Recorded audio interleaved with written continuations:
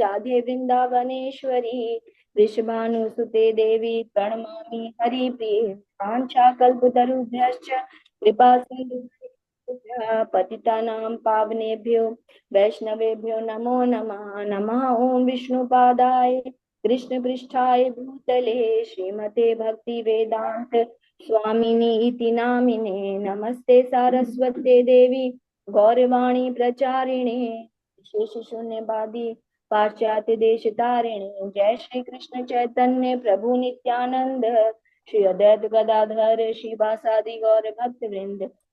हरे कृष्ण कृष्ण कृष्ण हरे हरे हरे राम राम राम हरे हरे। हरे कृष्ण कृष्ण कृष्ण हरे राम राम राम हरे हरे। हरे कृष्णा माता जी, सभी को दंडवत प्रणाम। हरे कृष्णा सोनिया माता जी, आपका बहुत बहुत धन्यवाद आज का जप और प्रार्थना करने के लिए। हरे कृष्णा माता जी, दंडवत प्रणाम। सभी डिवोटीज का हार्दिक अभिनंदन है आज के इस कौन अयोध्या के प्रातःकालीन जप सत्र में। हरे कृष्णा। हरे हरे कृष्ण। कृष्णा माता जी, दंडवत प्रणाम, सभी को दंडवत प्रणाम। हरे कृष्ण माता जी। दंडवत हरे प्रणाम। सभी दंडवत प्रणाम, सभी को दंडवत प्रणाम। हरे हरे कृष्ण। कृष्णा माता जी, दंडवत प्रणाम, सभी भक्तों को दंडवत प्रणाम। हरे कृष्ण माता जी।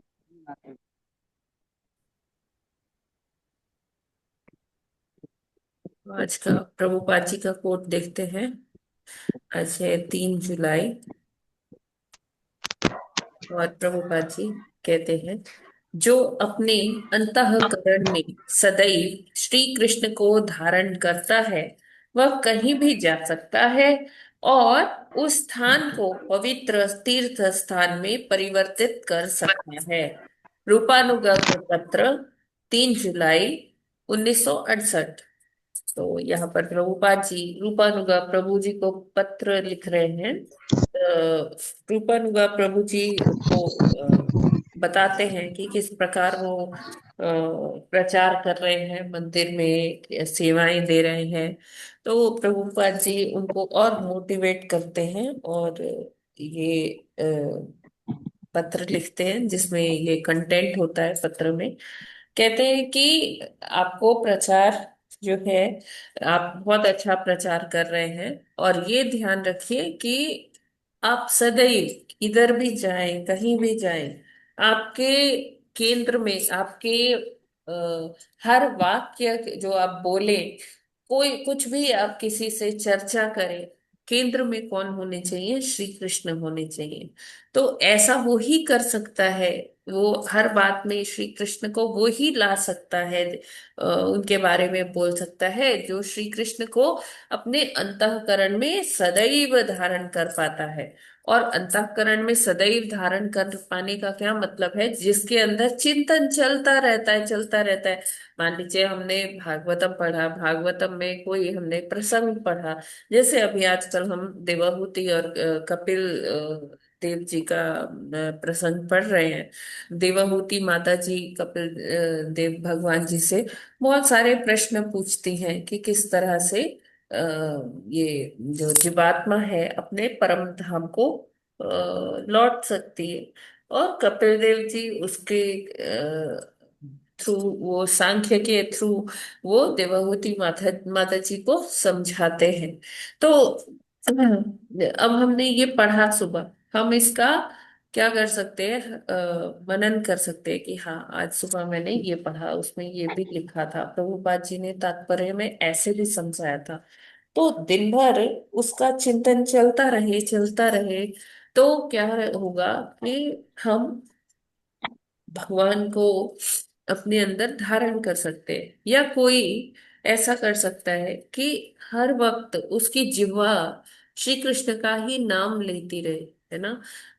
जब हम जप कर रहे हैं तब तो कर ही रहे हैं, लेकिन जब हम कुछ अन्य कार्य में भी व्यस्त हैं तो हमारे अंदर स्पॉन्टेनियसली भगवान का नाम चल रहा है, चल रहा है, चल रहा है। तो ऐसे में क्या होता है कि व्यक्ति के अंतःकरण में भगवान का वास होता है, तभी वो इस तरह से कर पाता है। तो ऐसा व्यक्ति वो कहीं भी जाएगा, किधर भी जाएगा, वो स्थान को वो तीर्थ स्थान बना देगा। क्यों? क्योंकि उसके हृदय में तो भगवान वास कर रहे हैं। और भगवान जहां जहां वो व्यक्ति जाएगा, भगवान परमात्मा उसके साथ रहेंगे। और वो उस वो जो भी स्थान पर जाए, वो उस स्थान को ही तीर्थ स्थान बना देगा, क्योंकि उसके साथ साथ भगवान है, भगवान वास कर रहे हैं। और ये व्यक्ति जहां भी जाएगा, वो स्थान को तीर्थ स्थान बना देगा। तो क्योंकि कहते हैं कि भक्तों के हृदय में, सच्चे भक्त जो होते हैं उनके हृदय में भगवान स्वयं वास करते हैं। तो ये व्यक्ति अपने विसिनिटी में, अपने आसपास वो क्या बना देते हैं, तीर्थ स्थान बना देते हैं। और जो भी उनके दर्शन करने आते हैं, इसीलिए क्या होता है कि हम साधु संतों के दर्शन करने जाते हैं। कोई साधु आते हैं तो हमारे पास मैसेज आता है कि ये महाराज जी आ रहे हैं, आप लोग इनका दर्शन करने आ सकते हैं। तो इस तरह से जब हम साधुओं के दर्शन इसीलिए करते हैं, उनको उनके आगे दंडवत इसीलिए करते हैं कि भगवान मतलब उनके अंदर, उनके हृदय में वास करते हैं। तो उनके दर्शन मात्र से क्या हो जाता है कि जो व्यक्ति होता है उनमें ट्रांसफॉर्मेशन आती है, वो उनमें उनका हृदय परिवर्तन हो जाता है उनके दर्शन मात्र से। लव मात्र साधु संग सर्व सिद्धि होए, है ना। साधु संग का लव मात्र साथ, थोड़ा सा समय हमने उनके साथ व्यतीत कर लिया, उससे क्या हो जाता है, सर्व सिद्धि प्राप्त हो जाती है। क्योंकि वो साधुओं के हृदय में कौन है, स्वयं भगवान है। तो ऐसे ऐसे ही हमें जब हम प्रचार करें, तो हमें अपने अंतःकरण में भगवान को धारण करना चाहिए। उसके लिए पूरा प्रोसेस है। तभी प्रभुपाद जी कहते हैं कि प्रीचिंग करने से पहले खुद को प्रीच करिए, आप उस चीज पर अमल करिए, तब उस चीज का प्रचार करिए, है ना। अ, तो बिना खुद वो अमल किए हम किसी को प्रचार कर ही नहीं सकते।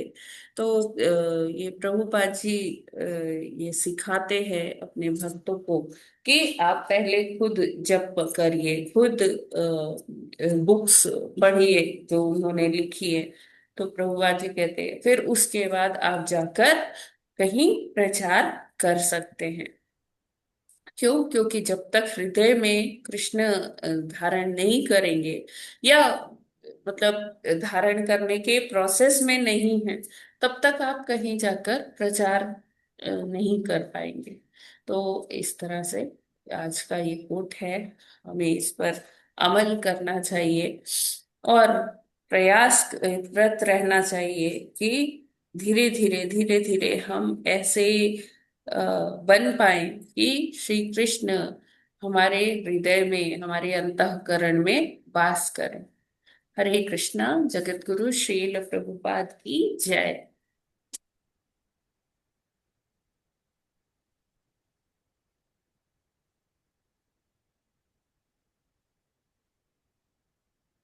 ये तो अभी भागवतम पढ़ते हैं। 19वां श्लोक है माता जी।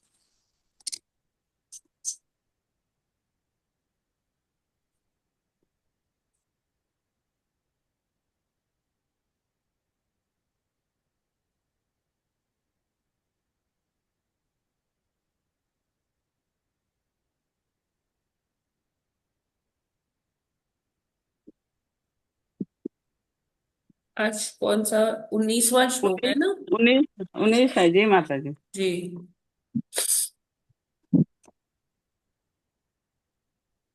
ठीक है माता जी, पढ़िए।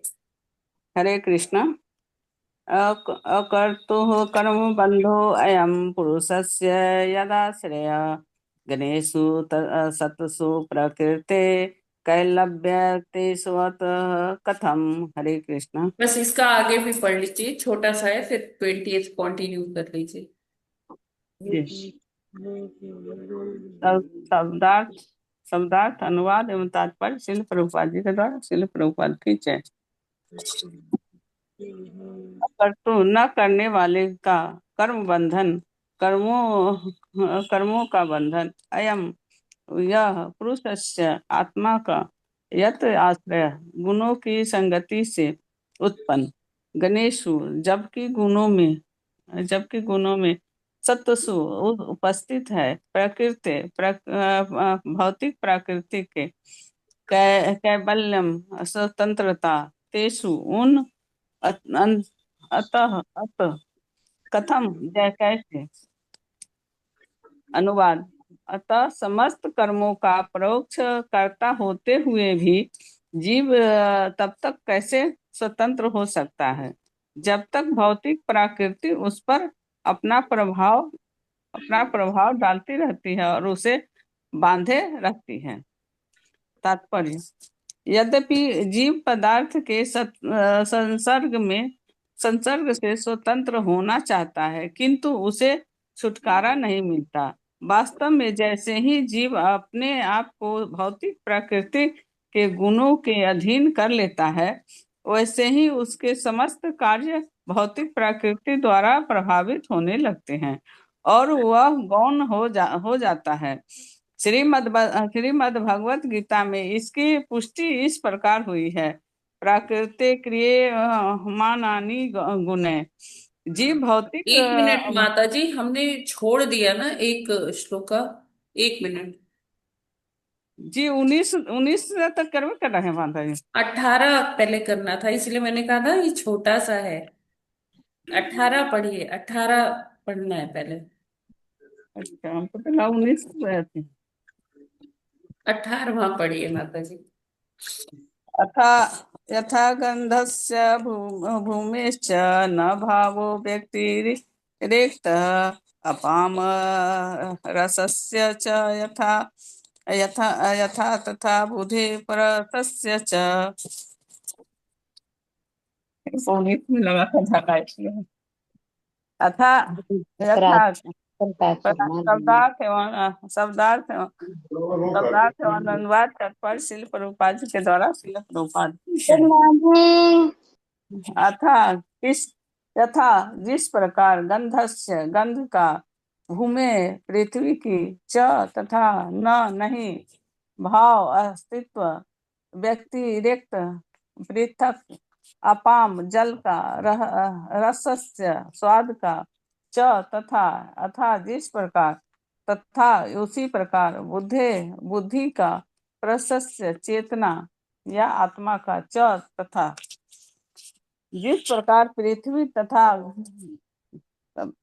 प्रकार पृथ्वी तथा इसकी गंध का या जल तथा इसके स्वाद का कोई पृथक अस्तित्व नहीं होता, उसी प्रकार बुद्धि तथा चेतना का कोई पृथक अस्तित्व नहीं हो सकता। तात्पर्य, यहाँ उदाहरण दिया गया है कि किसी भी भौतिक वस्तु में गंध होती है। फल फूल पृथ्वी सभी में गंध होती है और पदार्थ में से गंध विलग कर दी जाए तो पदार्थ को पहचानना नहीं जा सकता। यदि जल में स्वाद न हो तो जल व्यर्थ है और यदि अग्नि में उष्णता न हो तो अग्नि व्यर्थ है। इसी प्रकार बुद्धि के अभाव में आत्मा का कोई अर्थ नहीं होता। हरे कृष्ण। यस माता जी, आगे पढ़ लीजिए, फिर एक साथ ही इसको कर लेते हैं। आगे पढ़ लीजिए, सब लोग पढ़ लेंगे ये श्लोक। अकर्तु कर्म बंधो अयम पुरुषस्य यदा श्रेय गणेशु तत्सु प्रकृते कैवल्यम तेज सत कथम। हरे कृष्ण। हरे कृष्णा।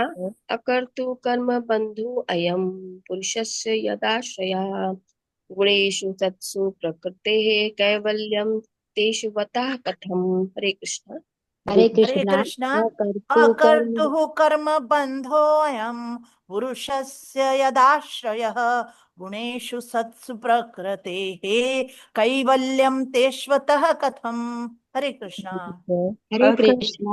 अकर्तु परम बंध्योऽयं पुरुषस्य पुष्य यथाश्रय गुणेषु सत्सु प्रकृते कैवल्यम तेषवतः कदम। हरे कृष्णा, सभी को दंडवत प्रणाम।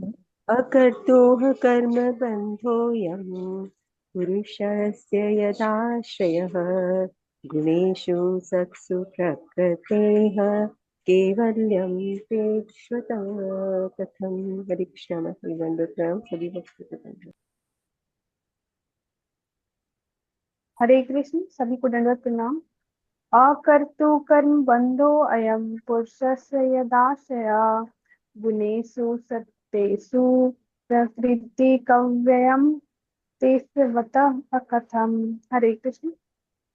हरे हरे कृष्णा। कृष्ण। अकर्तुं कर्म बन्धो अयं पुरुषस्य यदाश्रया गुणेषु सत्सु प्रकृते कैवल्यं ते स्वतः कथम्। हरे कृष्ण। हरे कृष्णा। कर्तु कर्म बंधो अयम वृषस्य यदाश्रयः गुणेषु सत्यसु प्रकृतेः कैवल्यम देशवतः कथम। हरे कृष्णा, सभी को दंडवत प्रणाम। हरे कृष्णा। अकर्तु कर्म बंधो अयम पुरुषस्य यदाश्रयः गुणेषु सत्सु प्रकृते कैवल्यम तेषवतः कथम। हरे कृष्णा। माता जी दंडवत प्रणाम। सभी भक्तों को दंडवत प्रणाम। हरे कृष्णा। अकर्त कर्म बंधो अयम पुरुषस्य यदाश्रयः गुणेषु सत्सु प्रकृते कैवल्यं ते स्वतः कथम्। हरे कृष्णा। हरे कृष्णा। अकर्तु कर्म बंधयो यम पुरुषस्य यदाश्रयः गुणेषु सत्सु प्रकृते कैवल्यम तेष्वतः कथम। हरे कृष्ण। माता जी दंडवत प्रणाम। सभी भक्तों को सादर प्रणाम। हरे कृष्ण अकर्त माता जी। कर्म बंधयो अयम पुरुषस्य यदाश्रयः गणेषु सत्सु प्रकृते कैवल्यं ते स्वतः कथम्। हरे कृष्णा, सभी को दंडवत प्रणाम। हरे कृष्ण। अकर्तुः कर्म बंधो अयम पुरुषस्य यदाश्रयः गुणेषु सत्तु प्रकृतेः कैवल्यं तेष्वतः कथम्। हरे कृष्ण। हरे कृष्णा। अकर्तु कर्म बंधो अयम पुरुषस्य यदाश्रयः गुणेषु सत्सु प्रकृतेः कैवल्यं तेषवतः कथम्। हरे कृष्णा। माता प्रणाम सबको। हरे कृष्ण। जी, कौन पढ़ना चाहता है? माता जी, प्रभु जी। माता जी पढ़ लूं? जी माता जी। हरे कृष्ण। अकर्तु न करने वाले का कर्म बंध है, कर्मों का बंधन अयम यह पुरुषस्य आत्मा का यह आश्रय गुणों की संगति से उत्पन्न गुणेशु जब गुणों में सत्सु उपस्थित है प्रकृति ही भौतिक प्रकृति कैवल्यम स्वतंत्रता तेषु उन अतः अतः कथम कैसे। अनुवाद। श्रील प्रभुपाद जी द्वारा अनुवाद तथा तात्पर्य जगत गुरु श्रील प्रभुपाद जी की जय। हिंदी अनुवाद। अतः समस्त कर्मों का परोक्ष कर्ता होते हुए भी जीव तब तक कैसे स्वतंत्र हो सकता है जब तक भौतिक प्रकृति उस पर अपना प्रभाव डालती रहती है और उसे बांधे रहती है। तात्पर्य। यद्यपि जीव पदार्थ के संसर्ग से स्वतंत्र होना चाहता है किंतु उसे छुटकारा नहीं मिलता। वास्तव में जैसे ही जीव अपने आप को भौतिक प्रकृति के गुणों के अधीन कर लेता है वैसे ही उसके समस्त कार्य भौतिक प्रकृति द्वारा प्रभावित होने लगते हैं और वह गौण हो जाता है। श्रीमद् भगवत गीता में इसकी पुष्टि इस प्रकार हुई है। प्रकृति है क्रियामाणानि गुण है। जीव भौतिक प्रकृति के गुणों के अनुसार कर्म करता है। वह झूठे ही सोचता है कि वह कर्म कर रहा है जबकि दुर्भाग्यवश वह निष्क्रिय पकड़ता रहता है। दूसरे शब्दों में उसे भौतिक प्रकृति के नियंत्रण से निकलने का अवसर नहीं मिलता, क्योंकि वह पहले से ही बद्ध हो चुका होता है। श्रीमद् भगवद गीता में यह भी कहा गया है कि भौतिक प्रकृति से पास से छूट पाना बहुत कठिन है। वह अन्य प्रकार से यह सोचने का प्रयत्न कर सकता है कि अंततः प्रत्येक वस्तु शून्य है, ईश्वर कहीं नहीं है, और यद्यपि प्रत्येक वस्तु का आधार आत्मा है, पर वह तो निराकार है। ऐसा तर्क वितर्क चलता रहता है, किंतु वास्तव में भौतिक प्रकृति के पास से छूट पाना अत्यंत कठिन होता है। देवहूति प्रश्न करती है कि यद्यपि मनुष्य भिन्न भिन्न प्रकार से तर्क कर सकता है, किंतु जब तक वह भौतिक प्रकृति के वश में है, तब तक उसकी मुक्ति कहाँ? इसका उत्तर श्रीमद् भगवद गीता 7.14 में भी प्राप्त है। केवल वही जिसने भगवान श्री कृष्ण के चरण कमलों की शरण ले रखी है, मामेव ये प्रपद्यन्ते, माया के चंगुल से छूटता है। क्योंकि धीरे धीरे देवहूति आत्मसमर्पण करने के निकट पहुंच रही है, अतः उनके प्रश्न अत्यंत बुद्धिमत्तापूर्ण हैं कि मनुष्य कैसे मुक्त हो सकता है, जब तक वह किस तरह प्रकार से बहुत आध्यात्मिक जगत की विशुद्ध अवस्था में हो सकता है। यह झूठे ध्यान करता के लिए भी संकेत है। ऐसे अनेक तथा कथित ध्यान करता है जो सोचते हैं कि मैं परमात्मा हूँ, मैं भौतिक प्रकृति के कार्यों का संचालन कर रहा हूँ, मेरे ही निर्देशन में सूर्य घूमता है तथा चंद्रमा का उदय होता है। वे सोचते हैं कि ऐसे चिंतन या ध्यान से वो मुक्त हो सकते हैं, किंतु ऐसा देखा जाता है कि ऐसे व्यर्थ ध्यान के 3 मिनट उपरांत ही वे भौतिक प्रकृति के गुणों द्वारा पकड़ लिए जाते हैं। अपने उच्च ध्यान के तुरंत बाद ही ध्यान करता प्यासा हो उठता है और फिर धूम्रपान या मद्यपान करना चाहता है। यद्यपि वह भौतिक प्रकृति की मजबूत मुट्ठी में रहता है, भी वह सोचता है कि मैं माया के पास से मुक्त हूँ। देवहूति का यह प्रश्न ऐसे व्यक्ति के लिए है जो यह झूठा दावा करता है कि वह सब कुछ है। अंत में प्रत्येक वस्तु शून्य है और पाप या पुण्य कर्म नहीं होता। ये सभी निरीश्वरवादी खोजें हैं। वस्तुतः जब तक मनुष्य श्रीमद् भगवद गीता में बताई गई विधि के अनुसार भगवान की शरण में नहीं जाता, तब तक माया के पास से छुटकारा नहीं मिलता। हरे कृष्ण। जी धन्यवाद प्रभु जी। थैंक यू मंजू माता जी। तो यहाँ पर क्या बता रहे हैं कि ये जो अ, हर चीज का भौतिक जो प्रकृति है उसमें हर चीज का अपना गुण है।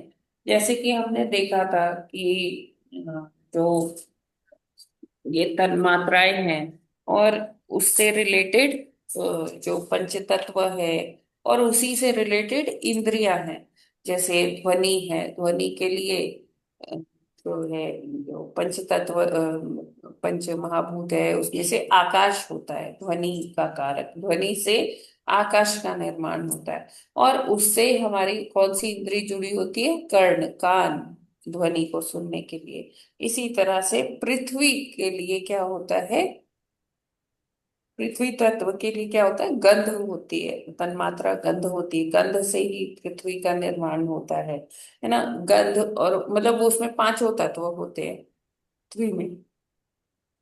और उसको सूंघने के लिए हमारी कौन सी इंद्री होती है उस गंध को सूंघने के लिए? नाक। तो बिना ये सूक्ष्म तत्व के स्थूल तत्व का कोई मतलब नहीं है। तो यहाँ पर देवाहूति माता जी का प्रश्न है कि जैसे पृथ्वी तथा इसकी गंध, जल, स्वाद और मतलब इसको अलग अलग नहीं किया जा सकता, उसी तरह से जो आत्मा है और उसको सूक्ष्म शरीर से पृथक करना बहुत मुश्किल है ना। ऐसा हो नहीं सकता कि सूक्ष्म शरीर या जो चेतना है या आत्मा है उससे विलग कर दिया जाए। तो देवाहूति माता जी यही कहती है कि इसलिए जो है वो तर्क तर्क दे रही है। हाँ, अतः समस्त कर्मों का कर्ता ना होते हुए अब हम जो है हम अपने आप को, जैसे 3.27 में क्या बताया गया है कि मनुष्य कर्ता ना होते हुए भी अपने आप को कर्ता समझ बैठता है ना। और सारा कार्य कैसे हो रहा है, प्रकृति के 3 गुणों से हो रहा है। लेकिन जीवात्मा जो है देहात्म बुद्धि के प्रभाव में यही सोचता है कि वो सारा कर्म वही कर रहा है, अपने आप को कर्ता समझ बैठता है। लेकिन क्या होता है कि सारे कार्य 3 गुणों के अंतर्गत संपन्न होते हैं। और ये देहात्म बुद्धि है, अहंकार है, मिथ्या अहंकार है, जो जीवात्मा को कर्ता अ, समझता है। ठीक है, तो भगवान इसको बहुत बहुत अच्छे से अर्जुन को समझाते हैं 3 अध्याय के 27वें श्लोक में। तो देवहूति माता जी का यहाँ ये प्रश्न है कि मनुष्य के लिए तो बहुत मुश्किल हो गया। अब प्रकृति उस पर अपना प्रभाव डाले रहती है, माया उसे अपने पाश में बांधे रहती है। तो जब तक वो इस बंधन में है, वो स्वतंत्र कैसे हो सकता है? जीवात्मा कैसे वो परम धाम को जाएगी? क्योंकि वो तो यहाँ भौतिक जगत में फंसी हुई है बुरी तरह से। तो प्रभुपाद जी कहते हैं कि अब धीरे धीरे देवाहूति माता जी, क्योंकि वो लिबरेट होने वाली है, वो मुक्त होने वाली है, तो उनके जो प्रश्नों का स्तर है वो भी बहुत हाई लेवल का हो गया है ना। तो यहाँ पर देवाहूति माता जी यही बता रही है, पूछने का प्रयास कर रही है भगवान कपिल देव जी से कि उन्हें इससे मुक्ति मिलेगी कैसे? वो जो जीवात्माएं अपने आप को प्रकृति के गुणों के अधीन कर लेती हैं, है ना। तो और माया उन पर अपना पाश डाले है, तो कैसे वो यहाँ से निकल पाएंगे? क्योंकि मनुष्य तो यही सोचता है कि वो ही करता है। और जब वो या इस कर्म बंधन में बुरी तरह से फंस जाता है, तो वो इस दलदल में और भी गिरता चला जाता है। वो अपने आप को कर्ता मान बैठ मतलब आदि कर्ता मान बैठता है। आदि कर्ता मानने का मतलब क्या है? जैसे हम देखते हैं कि कुछ जो तथाकथित जो ध्यानी होते हैं, तथाकथित जो अपने आप को साधु समझते हैं और अपनी पूजा करवाते हैं, तो वो ये दर्शाते हैं कि उन वो क्योंकि ध्यान में हैं, वो क्योंकि इतने उच्च कोटि के हैं कि उनके कारण ही ये सूर्य चंद्रमा अपनी अपनी धुरी पर, अपने अपने मार्ग पर घूम रहे हैं। और उनको लगता है कि उनके कारण ही सब हो पा रहा है।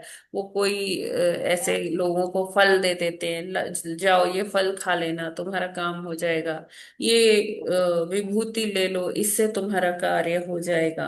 हाँ, तो वो अपने आप को आदिकर्ता मानने लगते हैं, अपने आप को ईश्वर मानने लगते हैं, है ना। और ऐसे क्या है कि ये अपना तो मतलब ये तभी पॉसिबल है कि कोई अपने आप को ईश्वर माने जब उसको भगवान पर अ, विश्वास ही नहीं है, भगवान के साकार होने का वो सोचता ही नहीं है। उसका अपने अंदर ही चिंतन ऐसे चलता रहता है कि वो ही सब कुछ है। तो ये जो देवहूति माता जी का प्रश्न है, ये उन पर भी एक प्रहार है, जो अपने आप को ईश्वर मानते हैं। राइट। और मनुष्य कई बार ऐसा सोचता है कि यहाँ भौतिक जगत में हर वस्तु शून्य, जब वो कुछ नहीं कर पाता, अपने आप को इस प्रकृति के तीन गुणों से नहीं निकाल पाता, तो वो शून्यवाद की तरफ उसका रुझान हो जाता है कि यहाँ पर तो सब शून्य ही है। हर कुछ जो भी चीज हो रही है सब शून्य में है। क्यों? क्योंकि यहाँ से वो निकल नहीं पा रहा, अपने आप को उसी पाश में बंधा हुआ वो समझ रहा है। तो वो ये समझता है कि इस प्रकृति से उसकी मुक्ति नहीं हो सकती है। ठीक है, इसमें आप लोग का कोई प्रश्न है क्या, कोई टिप्पणी? हाँ माता जी, जो है ये बात सत्य है कि बिना भक्ति के भगवत प्राप्ति नहीं की जा सकती और आत्मा भौतिक बंधन को पार करके आध्यात्मिक जगत में नहीं जा सकता माता जी। चाहे इसमें ध्यानी हो जो कि समझे कि मैं ईश्वर हो गया हूँ चुकट्टी की वजह, चाहे वो शून्यवादी हो चाहे वो निराशावादी हो, परंतु यहाँ आत्मा के दो स्वरूपों को बताया गया है, दोनों ही सत्य है, शास्त्रों में है। एक सत्य तो ये है कि आत्मा वास्तव में शरीर में रहते हुए अकर्ता है, वह कुछ नहीं करता है तथा शरीर और आत्मा अलग अलग है। दूसरा मत यह भी आया है जो कि सत्य है कि जब वह कर्मों के बंधन में बंध जाता तो कह देते हैं कि वो शरीर में लिप्त हो गया है और समस्त कर्मों का करने वाला है। ऐसी हालत में उसकी मुक्ति काफी कठिन होती है। तो माता जी ऐसे फिर आत्मा का डबल अगर स्वरूप है तो अकर्ता और क्यों कहा गया है आत्मा को, वो तो प्रभावित हो जाता है भौतिक जगहों में। जैसे मनुष्य का भौतिक रूप से मनुष्य प्रभावित होता है, आत्मा भी प्रभावित हो जाता है। तो आत्मा फिर जो है लिप्त नहीं रहता है, अकर्ता है। और ऐसा क्यों कहा गया है उसको, जब वास्तव में वो होता है इन्वॉल्व, तो दोनों बातें कही जाती हैं। दोनों बातें कैसे है प्रभु जी? माता जी एक तो ये है कि वह शरीर में उपस्थित रहता है परंतु शरीर से उसका कोई मतलब वो नहीं है, वास्तव में आत्मा शरीर के अंदर कुछ भी नहीं करता है। दूसरा ये है जब भौतिक जगत में आता है तो वो बहुत प्रकृति के गुणों के अधीन जो है प्रकृति से बंध जाता है। तो ऐसी हालत में वह अपने आप को भौतिक समझने लगता है। तो ये दो अवस्थाएं हुई ना, दो अवस्थाएं हुई एक तरह से, नहीं, एक तो अकर्ता देखिए, दूसरा बंधुर। जब पहली अवस्था की विस्मृति होगी तभी ये जो दूसरा केस है तभी ये ट्रू होगा। माता जी जब विस्मृति तो हर हालत में जब होगी होगी, आत्मा को विस्मृति हो जाएगी कि विस्मृति तो हर वो हालत में होगी भगवान होगी। का अंश है, तभी तो अच्छा वो अपने आप को भौतिक समझेगा ना। अच्छा, पहली वाली अवस्था में सपोर्टिंग सपोर्टिंग में ये भी कहा एक गया है कि साथ वास्तव में जीव। दोनों नहीं हो सकता ना प्रभु जी, कि ये भी ज्ञान हो हाँ कि वो भगवान का अंश है और ये भी हो कि माता जी आपने भौतिक कहा है। विस्मृति होगी, विस्मृति तो हर हालत में होगी क्योंकि जो है प्रकृति के गुणों का इफेक्ट जो है सारे जीवों के ऊपर ये निश्चित है। क्योंकि और ये भी स्पष्ट रूप से पहली वाली स्टेज के लिए किया है कि वास्तव में जीव कुछ भी नहीं करता, ये इंद्रियां हैं जो कि सक्रिय हैं, जीव कुछ भी नहीं करता। तो अब विस्मृति तो होनी ही होनी है जब अनेक जन्म जन्मांतर तक पृथ्वी प्रकृति के संपर्क में है। हरे कृष्ण। नहीं, विस्मृति कैसे हो? ये विस्मृति और स्मृति, इसके बारे में भगवान ने अर्जुन से चर्चा किया है कि जब हम भौतिक प्रकृति के संसर्ग में आते हैं तो हाँ हमें माता जी। ये विस्मृति हो जाती है। भगवान कहते हैं ये स्मृति विस्मृति मैं ही हूँ। ठीक है। तो जो व्यक्ति किसी वैष्णव के सानिध्य में, अ, मार्गदर्शन में चलता है, तो उसको ये धीरे धीरे ये ज्ञात हो जाता है कि उसकी पहचान क्या है, वो वास्तविकता में वो कौन है। ठीक है। तो वो जान पाता है, उस एक भक्ति के एक स्तर पर जब पहुंच जाता है तो वो ये जान पाता है, अपने आप को देख पाता है कि वो भगवान का दास है। ठीक है। तो जो व्यक्ति ऐसा समझ लेता है, माया उसका कुछ भी बिगाड़ नहीं सकती, जो भक्ति कर रहा है ना। वो जो है वो इस संसार के द्वैतों से मुक्त हो जाता है, इन प्रकृति के तीन गुणों से मुक्त हो जाता है। जिनको अपनी मूल पहचान के बारे में पता होता है, लेकिन जिनको विस्मृति हो जाती है और वो इसी भौतिक जगत के कुचक्र में बार बार जन्म मृत्यु के चक्र में फंसे होते हैं, तो वो लोग को क्या होता है कि वो जो है इससे जो अनभिज्ञ हैं वो माया के पाश में फंसे रहते हैं, इसी दलदल में और नीचे नीचे गिरते जाते हैं, बार बार जन्म बार बार मृत्यु। तो उनका छूटना यहाँ से मुश्किल हो जाता है। तो वही देवाहूति माता जी यहाँ पूछ रही है। हरे कृष्ण माता जी, भक्ति का साथ जिनको मिल जाता है या पूर्व जन्म के प्रारब्ध से भक्ति मिल जाती है या संतों का साथ मिल जाता है, वो ही इस स्मृति को बुला के स्मृति की तरफ आ सकता है और भगवान की भक्ति के द्वारा वो इस भौतिक उससे छूट कर और आध्यात्मिक जा सकता है। हरे कृष्ण माता जी। जी। तो माँ में वह प्रपद्यन्ते, भगवान कहते हैं जो मेरी शरण में आएगा तो वो ही इस माया से के पास से छूट सकता है। हाँ हाँ और माता जी, यही तत्व है। हाँ, है ना। और भगवान कहते मम माया दुरत्या, दुरुपयोग। यानी कि इस माया को लांघ पाना जीवात्मा हम्म। के लिए बहुत कठिन है। जो मेरी शरण में आएगा केवल वो ही इस माया को लांघ पाएगा, उसी में से तैर कर चला आएगा भवसागर में से मेरे धाम को। हाँ माता जी, हरे कृष्ण भगवान की शरण में लगा रहना है ताकि इस माया को से हटकर विस्मृति से स्मृति की तरफ आ सके। हरे कृष्ण। जी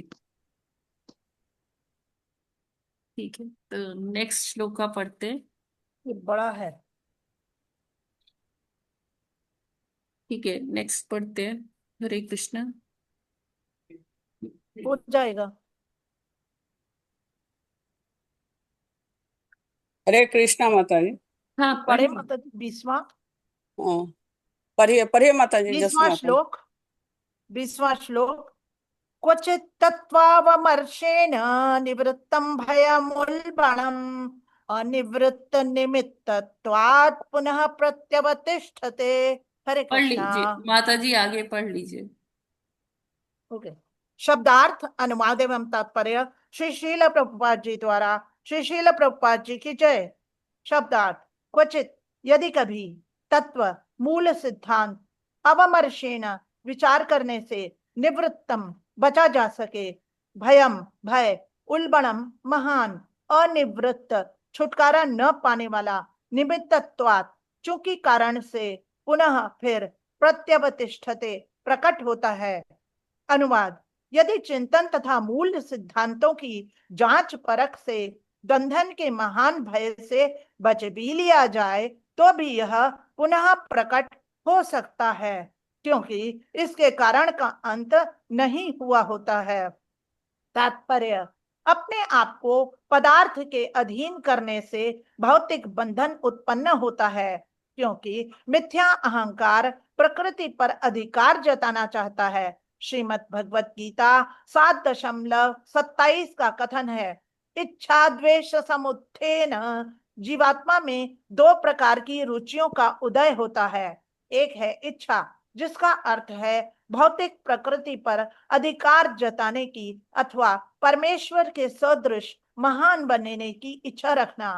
प्रत्येक व्यक्ति इस भौतिक संसार में महानतम व्यक्ति बनना चाहता है। दूसरी है द्वेष, अर्थात ईर्ष्या।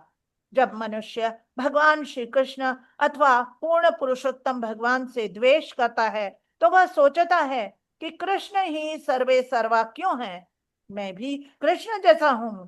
ये दो बातें, भगवान बनने की इच्छा और भगवान से ईर्ष्या, भव बंधन के प्रारंभिक कारण हैं। जब तक चिंतक मुक्ति तत्व का इच्छुक या शून्यवादी महान बनने, सब कुछ होने या ईश्वर के अस्तित्व को नकारने की कोई न कोई इच्छा रखता है, तब तक उसकी मुक्ति का प्रश्न ही नहीं उठता। देवहूति अत्यंत बुद्धिमता पूर्वक कहती हैं, कोई भले ही सिद्धांततः विश्लेषण करते हुए यह कहे कि ज्ञान के द्वारा वह मुक्त हो गया है, किंतु वास्तव में जब तक कारण विद्यमान है तब तक वह मुक्त नहीं है। श्रीमद् भगवत गीता पुष्टि करती है कि अनेक जन्मों तक ऐसे तर्क वितर्क करने के पश्चात जब मनुष्य अपनी वास्तविक चेतना में आता है और भगवान श्री कृष्ण की शरण में जाता है, तभी उसकी ज्ञान की खोज पूरी होती है। भव बंधन से सैद्धांतिक मुक्ति तथा वास्तविक मुक्ति के बीच जमीन आसमान का अंतर है।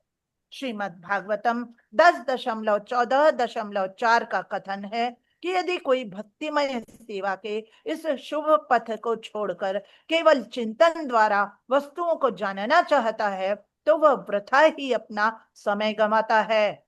क्लिश्यन्ति ते ये केवल बोध लभ्य ये, इस प्रकार का भ्रम केवल श्रम होता है और अन्य परिणाम नहीं निकलता। ऐसे चिंतन का श्रम रिक्तता में समाप्त होता है। यहाँ यह उदाहरण दिया जा सकता है कि धान की भूसी को कूटने से क्या लाभ, उसका चावल तो पहले से ही निकला रहता है। अतः मात्र चिंतन से मनुष्य भव बंधन से मुक्त नहीं हो सकता, क्योंकि कारण तब भी विद्यमान रहता है। पहले कारण को निष्क्रिय करना होता है, तब कर्म या प्रभाव निरस्त होता है। अगले श्लोकों में भगवान श्री कपिल इसकी व्याख्या करते हैं। हरे कृष्णा, हरि बोल। हरे कृष्णा, धन्यवाद। हरे तो यहाँ पर देवाहूति माता जी का प्रश्न है कि कैसे मनुष्य, ये तो बहुत ही मतलब जिसको कहते हैं हम विशेष सर्कल, जिसमें से निकल पाना, जिस चक्र कुचक्र में से निकल पाना बहुत कठिन होता है ना। कहती हैं कि यदि चिंतन तथा मूल सिद्धांतों की जांच परख से बंधन के महान भय से बच भी लिया जाए, यानी कि जो जैसे जो हमारे सिद्धांत हैं, वेदों के सिद्धांत हैं, उनको ध्यान करके उनको अपने जीवन में अमल करके ये मृत्यु के भय से बच भी जाए कोई, तो पुनः ये चीजें प्रकट हो जाती हैं। क्योंकि भौतिक जगत में जब हम हैं तो इस मान लीजिए एक अवस्था आई कि हम इससे मुक्त हो गए, इस सॉरी मतलब मुक्त नहीं, मतलब हमने इसे समझ लिया, जांच परख लिया, उसका चिंतन कर लिया, लेकिन उसके बाद ये दोबारा से प्रकट हो जाता है, क्योंकि इसके कारण का अंत नहीं हुआ होता। कारण क्या है कि हमारी इच्छाएं हैं, हम स्वामित्व की जो हमारी इच्छा है वो खत्म नहीं हुई है। तो मूल कारण पर तो हमने कुछ काम किया ही नहीं। तो ये वैसा ही है जैसे धान होता है, जिस धान में से चावल अलग हो जाता है, उस धान को कूटने से कोई फायदा नहीं, उसमें से चावल निकलेगा ही नहीं, क्योंकि ऑलरेडी वो तो खाली ही है। उसको कूटेंगे तो वो व्यर्थ का श्रम है, हमें उसमें से चावल का दाना मिलने वाला है नहीं। तो हम क्या करते रहते, ऐसे व्यर्थ श्रम ही करते रहते हैं और मूल कारण पर हम ध्यान ही नहीं देते। तो हम पढ़ रहे हैं, भागवत पढ़ रहे हैं, हम जप कर रहे हैं, है ना, लेकिन हमने अपने जो आसक्तियां हैं उस पर अभी कंट्रोल नहीं किया, तो हम मतलब वो व्यर्थ ही श्रम कर रहे हैं। तो क्या होता है, इसीलिए हम पढ़ते हैं और बार बार हमारा हम देखते हैं कि हृदय परिवर्तन होना चाहिए था, लेकिन हो नहीं पा रहा है, क्योंकि अभी हम भौतिकता में ही लगे हुए। हाँ, ये प्रोसेस जो है वो धीरे धीरे शनैः शनैः चलता है।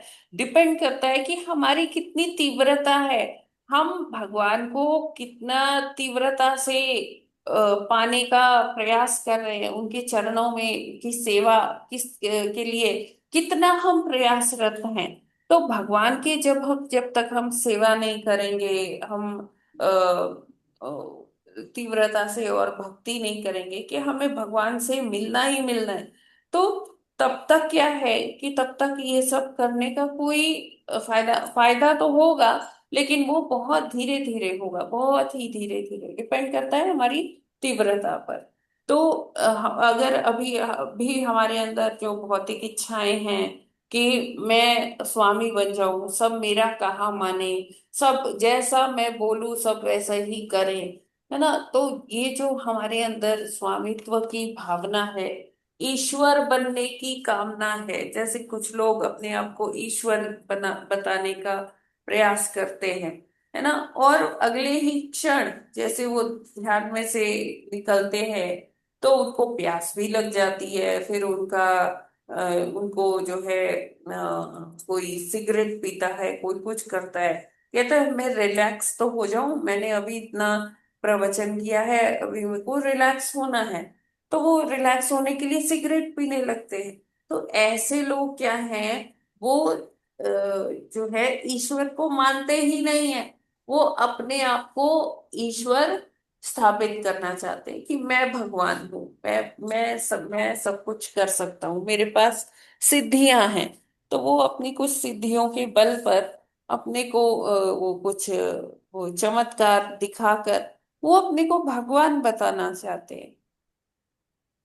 ठीक है, तो इसका ये मूल कारण है क्या है, कि जो हमारी स्वामित्व की इच्छा है उस पर हमें प्रहार करना चाहिए। तो उस पर प्रहार कैसे होगा, उसके लिए भी क्या डोज है, हमें रोज जप करना होगा, और जो जप हम कर रहे हैं वो उसकी क्वालिटी हमें हर दिन सुधारनी होगी। आज जो हमने जप किया वो हमारा अगले दिन का जप जो है उस पिछले दिन के जप से अच्छा होना चाहिए, या अगली माला जो हम अब करने वाले हैं वो पिछली माला से अच्छी होनी चाहिए। और एक लेवल नीचे जा सकते हैं कि जो अगला मन का हमने पकड़ा है, मोती पकड़ा है माला का, वो पिछले मोती पर जो हमने जप किया है उससे वो अगला वाला अच्छा होना चाहिए। तो निरंतर हमारी ऐसी ही कामना होनी चाहिए कि हमें भगवत प्राप्ति करनी है, किसी भी तरह से मतलब भगवान को हमें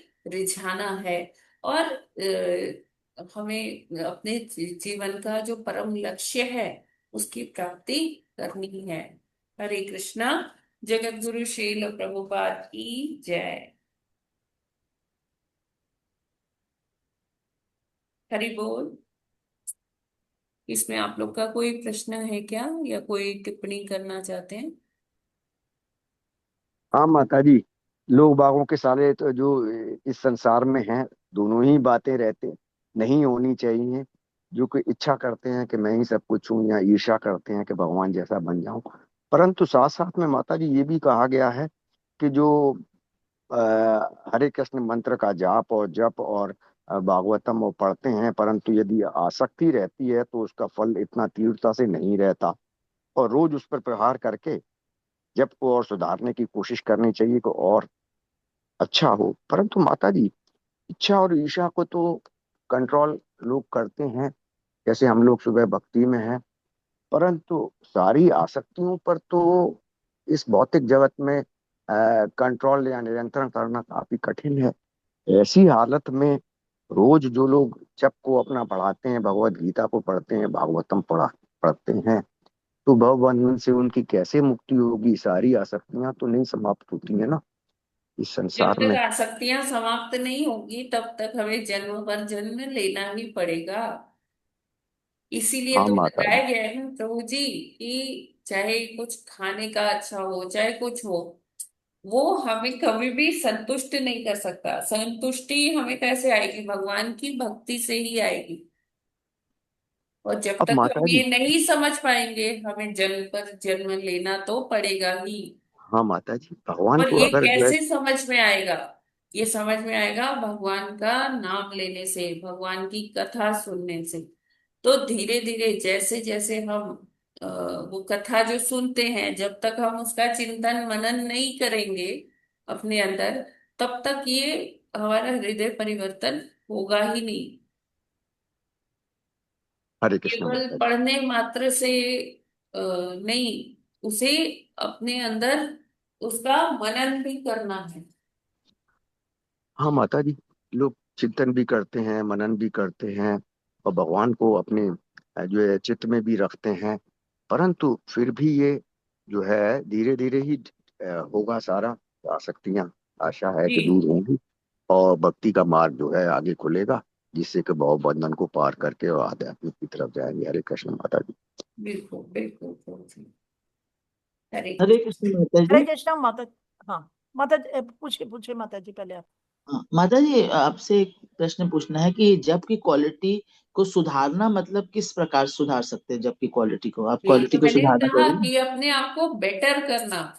जिस तरह से हम माला कर रहे हैं, तो जी आज हम जैसी माला कर रहे हैं वो कल से बेहतर होनी चाहिए। बेहतर का मतलब है कि हर मन के पर हमें भगवान का चिंतन करना होना चाहिए। मतलब कि हम जो बोल रहे हैं ना, हरे कृष्ण, हमें उसमें मतलब उसको समझना है कि हम क्या बोल रहे हैं, हमें उसे सुनना है। जी हम क्या होता है कि हमारा मन कहीं और घूमता रहता है और हम बोलते रहते हैं। तो वो वैसा जी। ही है जैसे धान की भूसी को कूट रहे हैं जिसमें से ऑलरेडी चावल निकल चुका है। हमारे आंखों के सामने भगवान का स्वरूप होना चाहिए, मन ही मन है नहीं नहीं इस नहीं, तरह। ऐसा नहीं है। जी ऐसा नहीं कहा मैंने। मैंने जी कहा जो हम बोल रहे हैं हमें उसे जी। ध्यान से सुनना सुनना है, अच्छा जी जी। है ना। जी हरे जी कृष्ण माता माता जी। जी, हमें ज्ञानियों उसमें के लिए। भगवान की लीलाएं नहीं देखनी है। जी बस जी हमने जो बोला, हरे बोला तो हरे सुनना है, कृष्ण बोला तो जी कृष्ण सुनना है, राम बोला तो राम सुनना है। ये वर्ड्स ये अपने आप में पूर्ण है। बस जी सुनने मात्र से, श्रवण मात्र से कल्याण होता है। जी माता जी। धन्यवाद। हरे कृष्णा। सुनने का प्रयास करना। जी जी माता जी। जब हरे हम कृष्णा। सुनेंगे तो हमारा मन इधर उधर जाएगा नहीं। सही बात। और माता जी ये चिंतन के कारण को खत्म करने के बाद जब चिंतन किया जाए तो वो शुद्ध चिंतन होता है। नहीं नहीं, कारण खत्म तभी होगा, इच्छाएं खत्म तभी होंगी जब हम चिंतन करेंगे। हाँ अच्छा।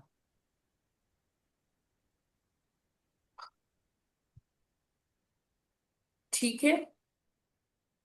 जी माता जी क्लियर है। हरे कृष्णा माता जी।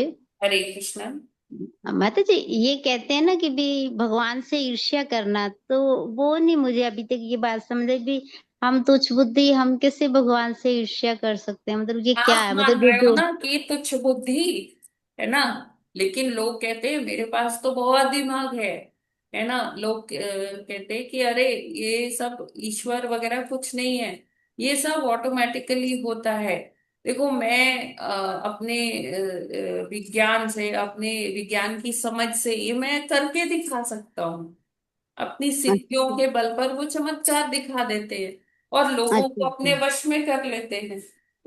अच्छा अच्छा, वो दूसरे लेवल के मतलब भी हाँ, वो कहते हैं हो अच्छा गए। तुम्हारा ये काम नहीं हो रहा, लो ये फल खा लेना, इससे तुम्हारा काम हो जाएगा। हाँ जी। ये जल पी लो, इससे तुम्हारी शुद्धि हो जाएगी, तुम्हारे सब काम बन जाएंगे।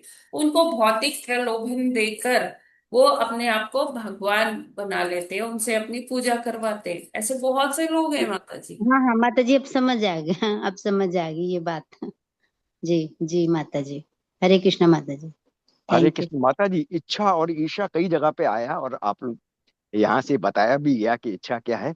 परंतु वास्तव में इच्छा और ईर्ष्या की डेफिनेशन पिछले वाले श्लोक में आई है कि मेन ये इच्छा और ईर्ष्या तो भगवान से ही है, कि भगवान हाँ जैसा बन जाऊं। और है ना, पहले हम समझते थे कि जन साधारण के अन्य लोगों के ये इच्छा करना कि ये खाना है, ये पीना है, या ईर्ष्या करना है, उनके साथ ईर्ष्या ईर्ष्या है। परंतु पिछले वाले श्लोक में बिल्कुल क्लियर कर दिया है कि इच्छा क्या होती है, जो जिसको त्यागने को कहा गया है, और ईर्ष्या क्या है जिसको त्यागने के लिए कहा जी गया जी है। जी। हाँ माता जी, बहुत बहुत अच्छा है ये श्लोक। इसमें यस। डेफिनेशन इसकी आ सकती है। और आपने आसक्ति तो बताया ही, आसक्ति तो शुरू से ही आ रहा है कि नहीं होनी चाहिए। हरे कृष्ण माता जी। जी प्रभु जी। हरे कृष्ण। ठीक है, तो फिर आज का ये सत्र हम लोग यहीं पर विराम करते हैं और कल फिर। हरे कृष्णा माता जी। हाँ जी माता जी। हाँ, माता जी जैसे वो दशरथ जी के वो बच्चे नहीं थे, यज्ञ करवाए, उसे फल वो दिए, तो वो क्या माने, वो उस पर क्या है भगवान जी का ये वो, या वो ऋषि मुनि बोले कि मेरे से हुआ है उनका लड़का यज्ञ करने से। देखिए, भगवान को पाने के निमित्त हम जो भी करते हैं वो भौतिक नहीं है। ठीक है ना, वो एक ईश्वरीय योजना थी। वशिष्ठ मुनि जैसे जो महान विद्वान थे, उन्होंने दशरथ जी को ये करने को, दशरथ जी ने अपने लिए कुछ नहीं मांगा कि मुझे बुढ़ापे का लाठी चाहिए, सहारा चाहिए, मैं, मेरा बुढ़ापा कैसे कटेगा। उन्हें अपने लिए नहीं, वो अपनी प्रजा को अपने बच्चे समझते थे। ठीक है। फिर जी उनको ये लगा कि अब उनकी उम्र हो रही है, हाँ, उनके बाद ये प्रजा का संरक्षण कौन करेगा। तो जी इस उद्देश्य से उन्होंने ये किया, अपनी आसक्ति के लिए नहीं किया। अगर ये करना होता तो वो तो बहुत पहले ही कर लिए होते ना। जी। ठीक है। तो देखिए, यह समझिए, ईश्वर को प्राप्त करने, दशरथ, दशरथ कौन है, जो दसों दिशाओं को अपने में विजय प्राप्त कर चुके हैं, उसका दसों दिशाओं का रथ बनाकर उस पर आरूढ़ है, अपनी इंद्रियों को उन्होंने एकदम संयमित कर लिया, वो दशरथ है। ठीक है। और जी वो अपने गुरुदेव वशिष्ठ जी के कहने पर वो श्रृंगी ऋषि के पास जाते हैं, फिर वो यज्ञ होता है, वो फल। और आज जो ऐसे मिथ्याचारी लोग फल देते हैं, वो उनमें जमीन आसमान का फर्क है, माता जी, है ना। जी माता जी, हरे कृष्णा। क्लियर है ना ये बात। जी जी माता जी, हमको ऐसे क्लियर था ही, लेकिन थोड़ा पूछे हैं कि वो तो हाँ हाँ भगवान जी के हाँ द्वारा हुआ है, अभी आदमी लोग बता रहे हैं ना, ये देने से वो देने से। हाँ हाँ हाँ, जी जी जी जी, तो आपसे भी समझ लिए थोड़ा तो कुछ। जी जी जी। हरे ठीक, हरे गोविंद। कृष्णा माता जी, हरे हरे कृष्ण। कृष्ण। माता जी, ये बड़ा अच्छा तत्व ज्ञान लास्ट वाली लाइनों का था कि भगवान के लिए जो कुछ भी किया जाता है वह भौतिक नहीं है, तो आध्यात्मिक हुआ। तो ये सारा तत्व हुआ ज्ञान। जी जो भी करेंगे, चाहे हम हरे कृष्ण मंत्र का जाप करेंगे, चाहे भागवतम पढ़ेंगे, चाहे भगवत गीता पढ़ेंगे, चाहे भक्तों से और आचार्यों से सुनेंगे, ये सब भौतिक नहीं है, वो सब आध्यात्मिक है, वो दिव्य है। हरे कृष्ण जी माता जी। जी जी जी प्रभु जी। क्या है कि ये जो दशरथ महाराज और कौशल्या महारानी हैं, ये कौन है। ये पूर्व में मनु महाराज और शतरूपा महारानी के अवतार हैं। ठीक है ना। जो मनु जी महाराज जी ने क्या कौन थे, ब्रह्मा जी के संतान थे। ब्रह्मा जी से उनको पूर्ण ज्ञान प्राप्त हुआ, है ना। और शतरूपा महारानी के संग में उन्होंने क्या शुरू किया, यहाँ पर पॉपुलेशन बढ़ाने का कार्य शुरू किया। उन्हीं के नाम पर हमारे जो जाति मनुष्य योनि का वो नाम पड़ा। तो ऐसा नहीं, दशरथ जी को पूर्ण ज्ञान था, और वो भक्ति इतनी की थी मनु महाराज ने, कि फिर भगवान ने ही उनको वरदान दिया था कि मैं आपके आप आपको अपना पिता बनाऊंगा एक जन्म में, जब त्रेता युग आएगा। तो इस तरह से जो मनु महाराज हैं वो दशरथ जी बनकर आते हैं, और शतरूपा महारानी कौन बनकर आते हैं, कौशल्या। और कौशल्या। फिर इनके पुत्र कौन होते हैं, राम। ठीक है। जी माता जी, हरे कृष्ण। ठीक है, तो फिर हम लोग आज यहीं पर विराम करते हैं। कल फिर मिलते हैं जपा सेशन में। तब तक के लिए हरे कृष्णा सभी को। ग्रंथराज श्रीमद् भागवतम की जय। जगत गुरु श्रील प्रभुपाद की जय। की जय। नामाचार्य हरिदास दास ठाकुर ठाकुर की की जय। जय। अनन्य कोटि वैष्णव भक्त वैष्णव वृंद भक्त की की जय। जय। वाञ्छा कल्पतरुभ्यश्च कृपा सिन्धुभ्य एव च पतितानां पावनेभ्यो वैष्णवेभ्यो नमो नमः। हरे हरे कृष्णा। सभी कृष्णा। माता सभी जी को प्रभु जी दंडवत को प्रणाम। दंडवत प्रणाम। माता जी हरि दंडवत बोल। प्रणाम। सभी को दंडवत हरे प्रणाम। कृष्णा माता जी दंडवत हरे प्रणाम। कृष्णा माता जी दंडवत प्रणाम। माता जी सभी को दंडवत प्रणाम। थैंक यू हरे माता जी। कृष्णा। हरे कृष्णा माता जी दंडवत प्रणाम। सभी हरे भक्तों को कृष्ण दंडवत माता जी, प्रणाम। दंडवत दंडवत प्रणाम। प्रणाम।